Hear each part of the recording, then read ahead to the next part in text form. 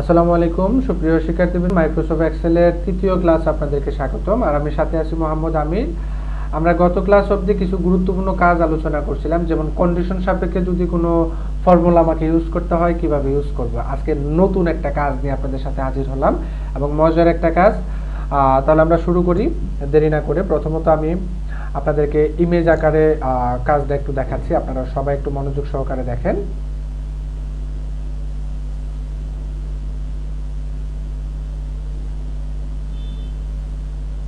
আচ্ছা, আজকে আমরা যেটা আলোচনা করব সেটা হলো ব্যাংক এফডিআর এর সূত্রগুলি। ব্যাংক এফডিআর এর সূত্র বলতে ব্যাংক সুদের হিসাবগুলি। একটু ইমেজে দেখেন, আমরা ইমেজগুলো কিন্তু আপনাদেরকে অবশ্যই পোস্টে দিয়ে দেব, আপনারা কাইন্ডলি একটু দেখবেন। দেখে যদি আপনারা আপনাদের মতো করে কোনো ফর্মুলা দাঁড় করাইতে চান তাহলে আমাদের সাথে শেয়ার করবেন, অবশ্যই আমরা আপনাদের কাজগুলো একটু কাউন্ট করার চেষ্টা করব। আচ্ছা, তাহলে আজকে আমরা যেটা আলোচনা করবো, আজকে আমাদের আলোচনা বিষয় হবে ব্যাংক সুদের হিসাব। আপনাদের যাদের ব্যাংক অ্যাকাউন্ট আছে তারা দেখবেন, আপনি যদি আপনার অনেকগুলি টাকা আছে মনে করেন, আপনি যদি এই টাকাগুলো নিয়ে ব্যাংকে যান, বলেন এই ব্যাংক আমার এই টাকাগুলি রাখেন, ব্যাংক কিন্তু কখনোই আপনার এই টাকাগুলি রাখবে না। রাখবে? অবশ্যই রাখবে না। ব্যাংক আপনাকে কিছু কন্ডিশন দিবে যে হ্যাঁ, আপনার এই টাকাগুলি আমাদের এখানে রাখতে হলে কিছু সিস্টেম আছে। সিস্টেমগুলো এরকম যে আপনি আমাদের এখানে অ্যাকাউন্ট সম্পর্কে আগে ধারণা নিন। যেমন আমাদের এখানে কি কি অ্যাকাউন্ট আছে। আমাদের এখানে অ্যাকাউন্ট আছে, কারেন্ট অ্যাকাউন্ট সিস্টেম চালু আছে, সেভিং অ্যাকাউন্ট সিস্টেম চালু আছে, ফিক্সড অ্যাকাউন্ট সিস্টেম চালু আছে। যেমন এখানে কারেন্ট অ্যাকাউন্ট, সেভিং অ্যাকাউন্ট এবং ফিক্সড অ্যাকাউন্ট। আর আমরা জানি যে একটা ব্যাংকে সাধারণত কয় ধরনের অ্যাকাউন্ট সিস্টেম চালু থাকে? 3 ধরনের অ্যাকাউন্ট সিস্টেম চালু থাকে, যেমন কারেন্ট অ্যাকাউন্ট, সেভিং অ্যাকাউন্ট এবং ফিক্সড অ্যাকাউন্ট। আচ্ছা, কারেন্ট অ্যাকাউন্ট বলতে যেটা বোঝায় সেটা হলো চলতি হিসাব, সেভিং অ্যাকাউন্ট যেটা সেটা হলো সঞ্চয় হিসাব, এবং ফিক্সড অ্যাকাউন্ট যেটা সেটা হলো স্থায়ী হিসাব, তাই না? আচ্ছা, সো এখানে ব্যাংক কর্মকর্তা ওনাকে বা আপনাকে আরো পরামর্শ দিল যে আপনার এই টাকাগুলো যদি আপনি কারেন্ট অ্যাকাউন্টে আমার এখানে বা আমার এই ব্যাংকে রাখেন, কারেন্ট অ্যাকাউন্টে, যে আপনি কারেন্ট অ্যাকাউন্ট একটা খুললেন, খোলার পর আপনার টাকাগুলি আমার এখানে যদি রাখেন, তাহলে কারেন্ট অ্যাকাউন্টের কারণে আপনি ওই টাকার উপর কত পার্সেন্ট ইন্টারেস্ট পাবেন? এক্সাম্পল স্বরূপ কত পার্সেন্ট পাবেন এখানে দেওয়া আছে যে কারেন্ট অ্যাকাউন্ট অর্থাৎ সি। আচ্ছা, সিটাতে আমি পরে যাচ্ছি। তো কারেন্ট অ্যাকাউন্টে যদি রাখেন তাহলে আপনি কত পার্সেন্ট ইন্টারেস্ট পাচ্ছেন? এখানে 10% ইন্টারেস্ট পাচ্ছেন। কত পার্সেন্ট? 10% ইন্টারেস্ট। আর যদি আপনি সেভিং অ্যাকাউন্ট হিসেবে ব্যাংকে টাকাটা জমা রাখেন তাহলে কত পার্সেন্ট পাচ্ছেন? 12% পাচ্ছেন। আর আপনি যদি ফিক্সড অ্যাকাউন্ট হিসেবে রাখেন তাহলে কত? 15% পাচ্ছেন। ওকে, তার মানে কারেন্ট অ্যাকাউন্টে যদি আপনি ব্যাংকে টাকাটা জমা রাখেন তাহলে 10% ইন্টারেস্ট পাবেন, যদি সেভিং অ্যাকাউন্টে ব্যাংকে টাকাটা জমা রাখেন তাহলে 12% ইন্টারেস্ট পাবেন, এবং যদি ফিক্সড অ্যাকাউন্টে ব্যাংকে টাকাটা জমা রাখেন তাহলে কত পার্সেন্ট পাবেন? 15% ইন্টারেস্ট পাবেন। তাহলে আপনি ব্যাংকে জমা রাখলেন, মনে করেন করিম সাহেব আপনি ব্যাংকে জমা রাখলেন কত টাকা? 50,000 টাকা। এখন আপনি কত পার্সেন্ট ইন্টারেস্ট পাবেন সেটাই কিন্তু আমাকে বের করতে হবে, তাই না? আচ্ছা, এখন প্রশ্ন হলো আমি ব্যাংকে জমা রাখলাম কত টাকা? 50,000 টাকা। এখন 50,000 টাকা কোন অ্যাকাউন্টে জমা রাখছি? আমি কি কারেন্ট অ্যাকাউন্টে রাখছি, নাকি সেভিং অ্যাকাউন্টে রাখছি, নাকি ফিক্সড অ্যাকাউন্টে রাখছি? এখন প্রশ্ন হলো আমরা ধরে নেব যদি কারেন্ট অ্যাকাউন্টের সম্পূর্ণ রূপটা আমাকে লেখার দরকার নাই। কারেন্ট অ্যাকাউন্ট বলতে আমরা বুঝবো সি, যদি সি লেখা থাকে আমরা বুঝে নেব এটা কারেন্ট অ্যাকাউন্ট। ওকে, আচ্ছা, সেভিং অ্যাকাউন্টের যদি এস লেখা থাকে, অ্যাকাউন্টের ধরনের ঘরে যদি এস লেখা থাকে আমরা বুঝে নেব এটা সেভিং অ্যাকাউন্ট। আর অ্যাকাউন্টের ঘরে যদি এফ লেখা থাকে আমরা বুঝে নেব এটা কি? Fixed account. আপনারা কি বুঝতে অসুবিধা হইতেছে? অসুবিধা হবে না, একটু ভালোভাবে মনোযোগ দিয়ে দেখেন। তাহলে কারেন্ট অ্যাকাউন্ট মানে কি? সি, সেভিং অ্যাকাউন্ট মানে কি? এস, ফিক্সড অ্যাকাউন্ট মানে কি? এফ। কারেন্ট অ্যাকাউন্টে ব্যাংকে টাকা জমা রাখলে 10% ইন্টারেস্ট, সেভিং অ্যাকাউন্টে ব্যাংকে টাকা জমা রাখলে 12% ইন্টারেস্ট, এবং ফিক্সড অ্যাকাউন্টে যদি আপনি ব্যাংকে টাকা জমা রাখেন তাহলে কত পার্সেন্ট ইন্টারেস্ট? 15% ইন্টারেস্ট। এখন আসেন আমরা এখন যদি সূত্র প্রয়োগ করতে চাই এই জায়গায়, যেমন এখানে দেওয়া আছে আপনার কর্মীদের নাম বলতে যারা ব্যাংকে অ্যাকাউন্ট খুলবে তাদের নাম দেওয়া আছে। তারপরে এখানে দেওয়া আছে তাদের অ্যাকাউন্ট নাম্বার দেওয়া আছে এই ঘরে। তারপরে এখানে দেওয়া আছে অ্যাকাউন্টের ধরন, কার কোন ধরনের অ্যাকাউন্ট। যেমন করিম সাহেবের অ্যাকাউন্টটা কারেন্ট, জামাল সাহেবের অ্যাকাউন্টটা সেভিং, কামাল সাহেবের অ্যাকাউন্টটা সেভিং, জামাল সাহেবের অ্যাকাউন্টটা ফিক্সড, এবং হাসানের অ্যাকাউন্টটা কারেন্ট অ্যাকাউন্ট, রেজার অ্যাকাউন্টটা সেভিং অ্যাকাউন্ট, সোহেলের অ্যাকাউন্টটা কি? Fixed account. তার মানে এক একজনের এক এক রকম অ্যাকাউন্ট। এবং এক একজন এক এক রকম হারে কি করলো, ব্যাংকে টাকা জমা রাখলো। এখন আমি তাদের কি বের করতে হবে, ইন্টারেস্টটা বের করতে হবে। জমাকৃত টাকার উপর ইন্টারেস্ট কত, জমাকৃত টাকার উপর কি ইন্টারেস্ট কত টাকা। আচ্ছা, এটা আমরা এখন এক্সেলে করে একটু আপনাদেরকে দেখাবো। সবাই একটু মনোযোগ সহকারে কাইন্ডলি দেখার চেষ্টা করেন। আমি নতুন একটা পেজ নিয়ে আসলাম। পেজ আনার সিস্টেমটা আমি দেখেন এই টাস্ক বারে অলরেডি এটা আমি এখানে এনে রাখছি। আমি এখানে ক্লিক করলেও পারি, অথবা স্টার্ট বাটন থেকে আমি যাইলেও পারি। আমি ওপেনে গিয়ে আমি এই ফাইলটা সেভ করে রাখছি অলরেডি। আমি ওখান থেকে জাস্ট ওপেন করে নিতেছি, আপনারা একটু কাইন্ডলি দেখেন। তাহলে আমরা আলোচনা করব মাইক্রোসফট এক্সেলের আজকে তৃতীয় ক্লাস নিয়ে।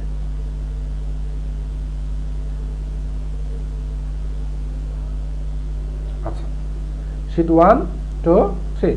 আচ্ছা, আজকে দুইটা শীট একটু আলোচনা করব আমরা। আচ্ছা, একটু খেয়াল করেন, আপনারা তো সবাই দেখতেছেন মনে হয় স্ক্রিনে। ওকে, আচ্ছা আচ্ছা ওকে।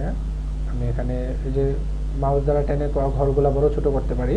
আচ্ছা, এখন এর করে দেওয়া আছে কি অ্যাকাউন্ট হোল্ডারদের নাম, বি এর করে দেওয়া আছে অ্যাকাউন্ট নাম্বার, সি এর করে দেওয়া আছে কি অ্যাকাউন্টের ধরন। অ্যাকাউন্টের ধরন কার কোন ধরনের অ্যাকাউন্ট, এই ধরনের উপরেই কিন্তু আপনি পার্সেন্টেজ পাবেন নাকি।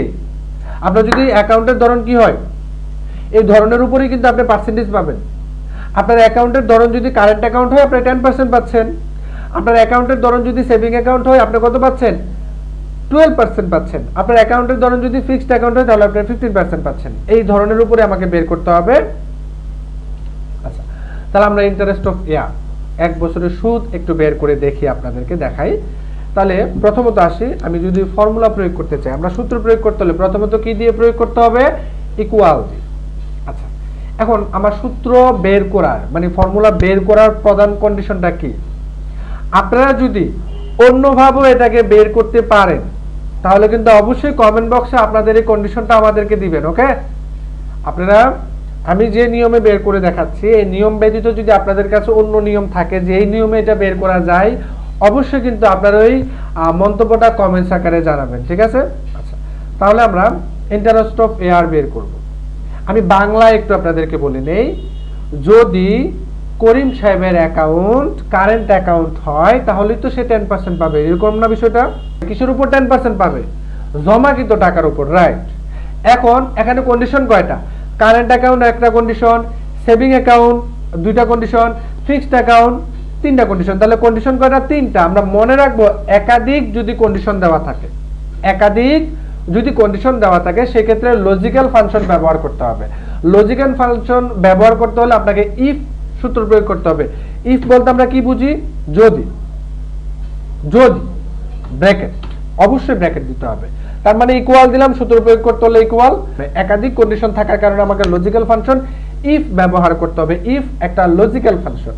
তাহলে যদি ইকুয়াল, যদি আমার অ্যাকাউন্ট, তাহলে অ্যাকাউন্ট কোন ঘরে আছে, অ্যাকাউন্ট সি এর ঘরে আছে।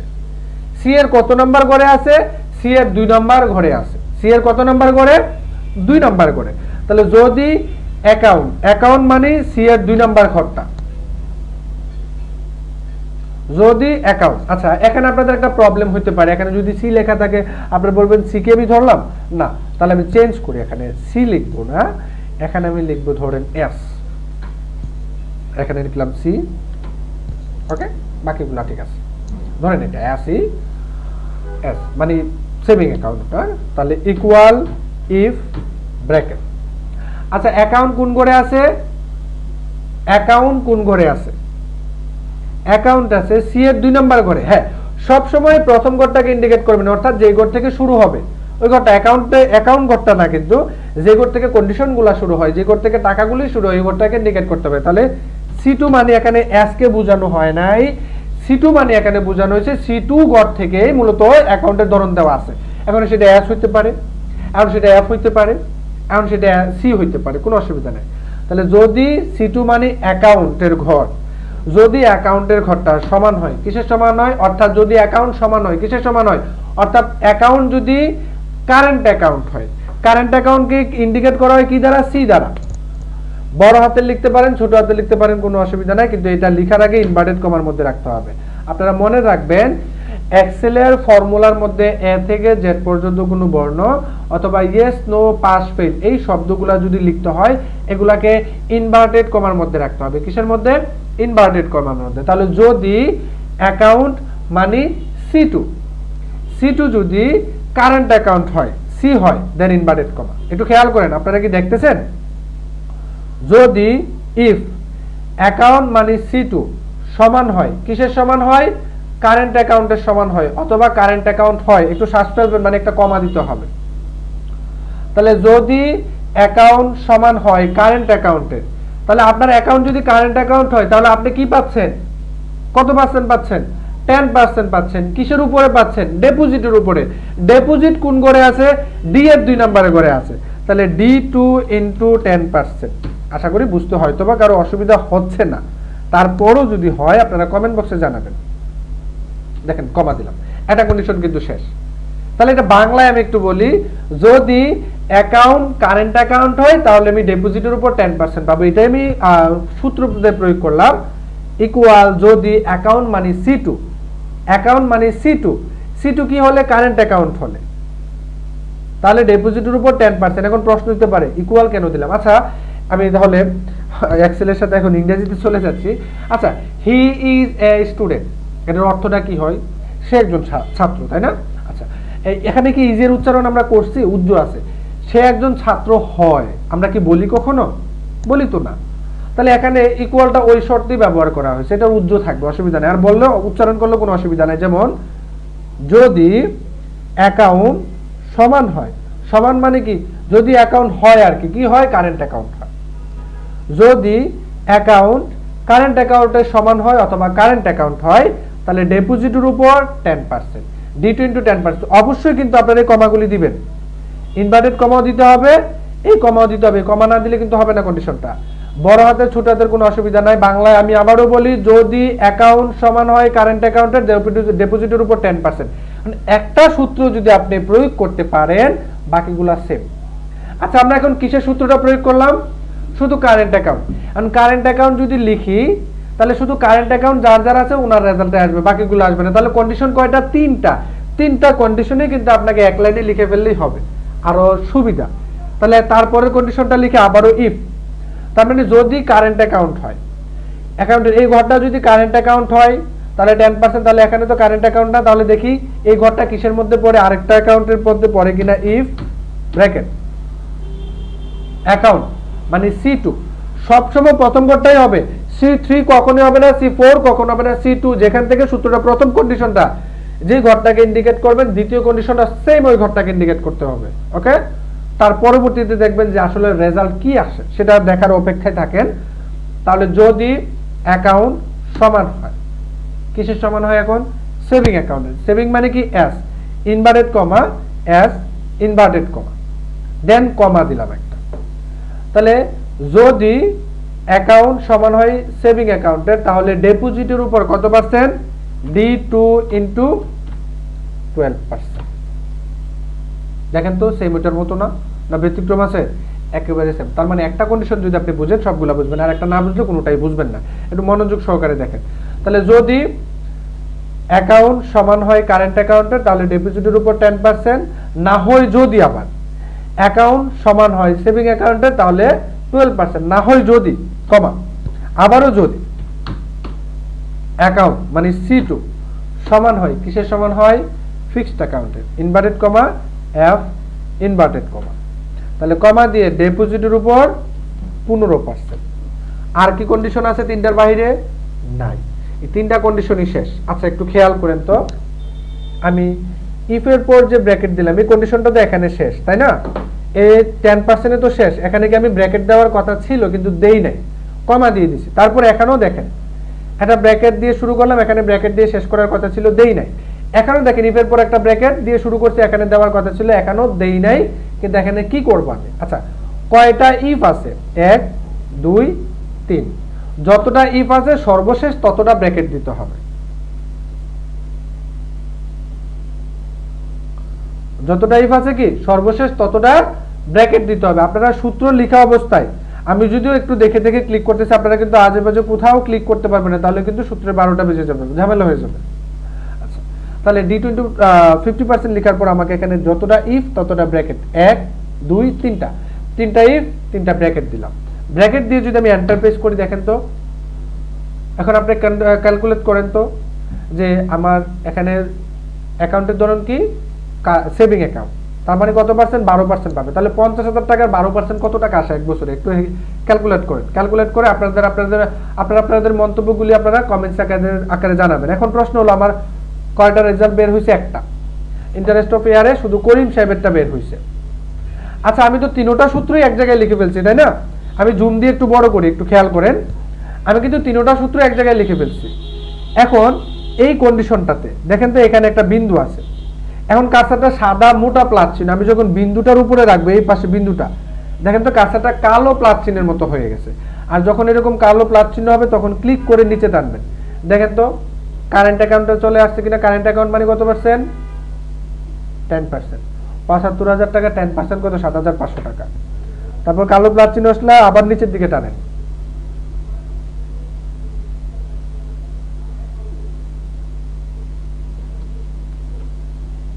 তাহলে আমার এখানে ভুল আছে, এই যে এখানে কমা দেয় নাই, দেখছেন এখানে ভুল হয়ে গেছে, সেই জন্য এটা নেম আসছে। এখন ঠিক আছে, এন্টারপ্রাইজ। এখন এটাও 75, এটা কত? 15,000 টাকা। ওকে, এটা কত পার্সেন্ট? 15%। তারপর কালো প্লাস চিহ্ন আসলে নিচের দিকে একবারে টানেন, দেখেন সবগুলো রেজাল্ট চলে আসছে। তাহলে বারবার সূত্র প্রয়োগ করা লাগবে না, মজার একটা কাজ। একবার যদি সূত্রটা প্রয়োগ করেন তাহলে বারবারই আপনি এটার ফল পাবেন। এক্সেল হলো এমন একটা বিষয়, আপনি যদি একবার কন্ডিশন প্রয়োগ করে নেন তাহলে আজীবন এটার ফল পাবেন। কিভাবে পাবেন সেটা আমি দেখাবো। আচ্ছা, তাহলে আমার এখানে কি আসল টাকা, ব্যাংকে জমাকৃত টাকা আছে, 1 বছরের সুদ এখানে দেওয়া আছে, তাই না? আচ্ছা, 1 বছর পর যখন আপনি ব্যাংক থেকে টাকাগুলো নিয়ে আসবেন, কত টাকা আনবেন একটু বলেন? আপনি ডিপোজিট এবং কি ইন্টারেস্ট উভয়টাই তো আনবেন, তাই না? দুটোটা যোগ করতে হবে। আমরা যোগ করার নিয়মটা কি শিখছিলাম? ইকুয়াল SUM, সাম ব্র্যাকেট কি এই ঘর আর এই ঘর যোগ করব, ডি এবং ই যোগ করব, তাই না? তাহলে ডি কোন ঘরে টাকাটা আছে? ডি এর 2 নম্বর ঘরে, তাহলে D2 যোগ মানে প্লাস। এখানে কুলন দিতে হবে না, কুলনও যদি দেন কোনো অসুবিধা নেই।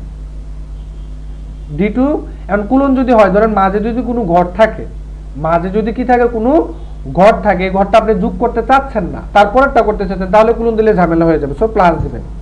তাহলে এত থেকে এত এর মধ্যে গড়গুলি করে ফেলবে। ওকে, আর প্লাস দিলে এই গড় এই গড় এই গড় এইভাবে করে বোঝাবে। তাহলে D2 প্লাস E2 দেন ব্র্যাকেট, ব্র্যাকেট চলে আসছে। তাহলে ইকুয়াল সাম D2 প্লাস E2। আচ্ছা, এখন ধরেন যোগ চিহ্ন দ্বারাই তো আমরা যোগ বুঝতেছি, তাই না? আচ্ছা, সাম যদি না দেই তাও হবে। ওকে, আর সাম দিলেও হবে, কোনো অসুবিধা নেই। দেখেন এন্টার প্রেস করলাম, তাহলে 50,000 টাকা 6,000 টাকা কত হলো? 56,000 টাকা আসছে। এই যে কালো প্লাস চিহ্নটা আসলে একটু খেয়াল করেন, কালো প্লাস চিহ্নটা আসলে ক্লিক করে নিচের দিকে টানেন, দেখেন বাকিগুলো চলে আসছে। ওকে, ফাইন। আচ্ছা, এখন আপনার ডিপোজিট পাইলেন, ইন্টারেস্ট পাইলেন, টোটালও পাইলেন। এখন ধরেন আপনি একটা জানতে চাইতেছেন যে আসলে ধরেন আমি যদি সেভিং অ্যাকাউন্টে টাকাটা জমা রাখি 50,000 টাকা, তাহলে 1 বছর আমি কত টাকা পাইতেছি? 6,000 টাকা পাইতেছি। ফাইন। এখন আপনার জানার একটা ইচ্ছা যে আসলে আমি বছরে তো 6,000 টাকা পাই, তাহলে মাসে কত টাকা পাবো? আমি যদি মাসের হিসাবটা এখানে বের করতে চাই তাহলে কিভাবে বের করব? এটা আমরা বের করতে পারি। কিভাবে বের করবো একটু তাহলে খেয়াল করি। আমরা ইকুয়াল দিলাম। আচ্ছা, একটু খেয়াল করেন, আপনি 1 বছরে যদি 6,000 টাকা পান, 1 বছরে কত টাকা পাইলেন? 6,000 টাকা। 1 বছর সমান কত মাস? 12 মাস। তাহলে 1 বছরে যদি 6,000 টাকা পান, 12 মাসে 6,000 টাকা, 1 বছর সমান 12 মাস। তাহলে 1 বছরে 6,000 টাকা পাইলে বছরকে যদি 12 দিয়া ভাগ দেই কি পাবো? প্রতি মাস পাবো। বছরকে যদি 12 দিয়া ভাগ দেই কি পাবো? প্রতি মাস পাবো। তাহলে 1 বছরে 6,000 টাকা, তার মানে 12 মাসে 6,000 টাকা। তাহলে বছর কোন ঘরে আছে? E2 ঘরে আছে। E2, এই যে বছরটা E2 ঘরে আছে, ইন্টারেস্ট অফ ইয়ার E2 ঘরে আছে। ভাগ চিহ্ন দিলাম, এটা ভাগ চিহ্ন কত দিলাম? 12 দিয়ে দিলাম। এন্টার প্রেস করলাম, দেখেন আমার মান্থ চলে আসছে, ইন্টারেস্ট অফ মান্থ। তাহলে 1 বছরে কত টাকা? 500 টাকা পেতেছে। সরি, 1 মাসে 500 টাকা পেতেছে। বছরে 6,000 টাকা হলে মাসে 500 টাকা। ক্লিক করে নিচের দিকে টানেন, বাকিগুলো চলে আসবে। ওকে, তাহলে এই ছিল আজকে আমাদের প্রথম অংশটা। দ্বিতীয় অংশটা আমরা আলোচনা করব। প্রথম শীটটা এটা সবাই মনোযোগ সহকারে দেখবেন। আপনারা যদি এই যে কন্ডিশনগুলো আপনাদের মতো প্রয়োগ করতে চান, আপনারা কিন্তু অবশ্যই কমেন্ট বক্সে প্রয়োজনীয় কন্ডিশনগুলো লিখে আপনারা পিক আকারে পাঠাইতে পারেন, স্ক্রিনশট দিয়ে অথবা পিকচার উঠে একটা পাঠাইতে পারেন। আমরা আপনাদের মন্তব্যগুলো নেওয়ার চেষ্টা করব, কিন্তু অবশ্যই সবাই ভিডিওগুলো দেখবেন। ভিডিওগুলো দেখে কন্ডিশনগুলো যদি আপনারা আপনাদের মতো করে প্রয়োগ করতে চান, অবশ্যই কিন্তু কমেন্ট বক্সে আপনারা আপনাদের মন্তব্যগুলো পাঠাবেন। ওকে, আমরা দ্বিতীয় শীটটাতে যাই। দ্বিতীয় শীটটাতে আজকে আমরা আলোচনা করব কম্পাউন্ড ইন্টারেস্ট শীট নিয়ে। কম্পাউন্ড ইন্টারেস্ট শীটটা কি, আমি সেটা আগে একটু আলোচনা করি আপনাদের সাথে। আমি ইমেজ আকারে আপনাদেরকে একটু দেখালাম। এই যে এটা চক্রবৃদ্ধি হারে সুদ আসল নির্ণয়। চক্রবৃদ্ধি হারে কি, চক্রবৃদ্ধি হারে আমরা এগুলা দিয়ে দেবো। আপনাদের সবসময় কিন্তু এরকম লেখাগুলি থাকবে, এই লেখাগুলি সবগুলি লেখা থাকবে, আপনাকে জাস্ট ফর্মুলা বের করতে হবে এই কন্ডিশন সাপেক্ষে। ওকে, আচ্ছা, চক্রবৃদ্ধি হারে সুদ আসল নির্ণয়। মনে করি সুদের হার কত পার্সেন্ট, 15% দেওয়া আছে। ধরা যাক ফিক্সড অ্যাকাউন্টে রাখা টাকা 4 বছরে সুদ আসল বের করতে হবে। সুদ আসল, শুধু সুদ নাকি, সুদ এবং আসল। কত পার্সেন্ট ইন্টারেস্ট, 15% ইন্টারেস্ট। এখন 15% ইন্টারেস্ট আপনাকে কি বের করতে হবে, 4 বছরের কি বের করতে হবে, সুদ এবং আসল বের করতে হবে। আচ্ছা, কিভাবে বের করব আমরা একটু বলি আগে। যে যেমন করিম সাহেব ব্যাংকে জমা রাখলো কত টাকা, 1 লক্ষ টাকা। কত পার্সেন্ট ইন্টারেস্ট, 15% ইন্টারেস্ট। এখন প্রশ্ন হলো, আপনারা কি চক্রবৃদ্ধির নিয়মটা কি জানেন? সুদের উপরে সুদ ধার্য করাটাকে মূলত চক্রবৃদ্ধি বলা হয়। আজকে আমরা ওই ফর্মুলাটাই একটু শিখবো। আমরা সবাই একটু মনোযোগ সহকারে দেখি। যেমন একটু খেয়াল করেন, এখানে এর করে দেওয়া আছে,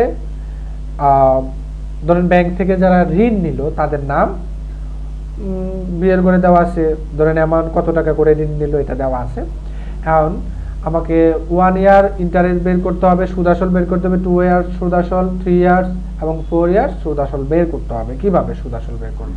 তাহলে সুদের হার কত পার্সেন্ট দেখছিলাম আমরা, ভুলে গেছি, বলেন কত পার্সেন্ট? সুদের হার 15% দেখছি আমরা। আর এই 15% হারে আমাকে এখানে সূত্র প্রয়োগ করতে হবে। আচ্ছা, চক্রবৃদ্ধি হোক বা সরল সুদ হোক, যেই কোনো সুদই হোক না কেন, প্রথম বছরের হিসাবটা আপনার কিন্তু সরল সুদ হয়, জানেন আপনারা? প্রথম বছরের হিসাবটা সরল সুদ হবে। তাহলে আপনি ব্যাংক থেকে কত টাকা লোন নিলেন, 1 লক্ষ টাকা। 1 লক্ষ টাকা কোন ঘরে আছে, বিয়ে 2 নম্বর ঘরে আছে। তাহলে ইকুয়াল, সরি কত জ্যাট, এই ঘরে কাজটা রেখে ইকুয়াল B2 মানে 1 লক্ষ টাকা। এভাবে কিন্তু 1 লক্ষ টাকা কিন্তু এক্সেল ইন্ডিকেট করতে পারবে না কখনো। 1 লক্ষ টাকা এভাবে এক্সেল ইন্ডিকেট করতে পারবে না, তাই অবশ্যই ঘরগুলো ইন্ডিকেট করতে হবে। তাহলে ইকুয়াল B2 ইনটু 15%, 15%। তাহলে 1 লক্ষ টাকা মানে B2, 1 লক্ষ টাকা ইনটু 15%। কত বছরের জন্য, কত বছর হিসাব বের করতেছি আমরা এখন? 1 বছর। 4 বছরের জন্য ঠিক আছে, কিন্তু বের করতেছি তো 1 বছর, 1 বছর দেব। আচ্ছা, যদি আমি এন্টার প্রেস করি, কি বের হইলো, 1 লক্ষ টাকার 15% ইন্টারেস্ট বের হইলো। 1 লক্ষ টাকার 15% ইন্টারেস্ট 15,000 টাকা। এখন আমি কি শুধু সুদ দেব বলছি? এখানে আমরা কি বলছি দেখেন তো, এখানে আমরা বলছি যে 4 বছরের সুদ আসল। 4 বছরের কি, 4 বছরের সুদ আসল বের করতে হবে, সুদ এবং আসল। প্রতি বছরেরই সুদ আসলটা আমাকে বের করে নিতে হবে। তাহলে আমি শুধু সুদ দেব না, তাহলে এই সূত্রটার উপরে ডাবল ক্লিক করব, ডাবল ক্লিক করে কাজটা সর্বশেষে রেখে প্লাস প্লাস আবার 1 লক্ষ টাকা যোগ করে দেব। 1 লক্ষ টাকার 15% সুদ তো পাইলাম 15,000 টাকা। এই 15,000 টাকা হলো সুদ। কিসের সুদ? 1 লক্ষ টাকার সুদ। এই সুদের সাথে আসলটা যোগ করে দিলে তো আমার সুদ আসল চলে আসে। তাহলে আসল কত টাকা? 1 লক্ষ টাকা। কোন ঘরে আছে? যোগ দিয়ে B2 ঘরে আছে। দেন এন্টার প্রেস করলাম, দেখেন তো চলে আসছে কিনা, চলে আসছে। আচ্ছা, একটু খেয়াল করেন, আমরা এটা বলছিলাম কি, চক্রবৃদ্ধি। আমরা বলছিলাম কি, চক্রবৃদ্ধি। আচ্ছা, 1 বছরে যদি 15,000 টাকা সুদ আসে আপনার, তাহলে 2 বছরে কত টাকা আসবে? সরল সুদ যদি হয় 30,000 টাকা আসবে। 3 বছরে কত টাকা আসবে? 3 15 45,000 টাকা আসবে সরল সুদ যদি হয়। সরল সুদ 4 15 60,000 টাকা আসবে, তাই না? সুদ আসবে। আচ্ছা, তাহলে প্রথম বছর এটা সরল সুদ হবে, দ্বিতীয় বছর এটা তো চক্রবৃদ্ধি হওয়ার কথা। যদি সরল সুদ হয় তাহলে 30,000 টাকা। 30,000 টাকার বেশি যদি হয় তাহলে বুঝবো কি, চক্রবৃদ্ধি হয়ে গেছে। তাহলে 1 লক্ষ টাকার 15% কত টাকা আসে? 15,000 টাকা আসে। তাহলে 1 লক্ষ টাকা যোগ করলে 1 লক্ষ 15। দ্বিতীয় বছরে সরল সুদ যদি হয় 1 লক্ষ 30 আসবে। যদি 1 লক্ষ 30-এর চেয়ে বেশি হয় তাহলে বুঝে নেব সেটা চক্রবৃদ্ধি হয়েছে। কিভাবে একটু খেয়াল করেন, আমি ড্রাগ করি। কালো প্লাস চিহ্নটা আসলে এখন ডান পাশে ড্রাগ করবেন, ডান পাশে 2 ইয়ার্স ড্রাগ করলাম। দেখেন তো 1 লক্ষ 32,250 টাকা আসছে, তার মানে 15,000 টাকা সুদ কিন্তু ধরা হয়ে গেছে। তারপর আসেন 45,000 টাকার বেশি অবশ্যই আসবে, কন্ট্রোল জেড, কালো প্লাস চিহ্ন আসলে ক্লিক করে ড্রাগ করবেন। দেখেন তো 52,087 টাকা, তার মানে 45,000 টাকা আসার কথা, বেশি আছে, তার মানে অবশ্যই চক্রবৃদ্ধি হয়ে গেছে। চতুর্থ বছরেরটাতে যাই, 60,000 টাকা আসার কথা, আসছে কত 74,900 টাকা। দেন আমি ক্লিক করে নিচের দিকে ড্রাগ করি, হয়ে গেল। অবশ্যই কিন্তু আপনারা কমেন্ট বক্সে জানাবেন আপনাদের মন্তব্যগুলি, আর আপনারা যদি এই কন্ডিশনগুলো আপনাদের মতো করে প্রয়োগ করতে চান তাহলে অবশ্যই কমেন্ট বক্সে মন্তব্যগুলো বলবেন, আমরা একটু দেখবো যে আসলে ফর্মুলাগুলো নেওয়া যায় কি না। ওকে, সো আজকে এই পর্যন্ত, সবাই ভালো থাকবেন, সুস্থ থাকবেন।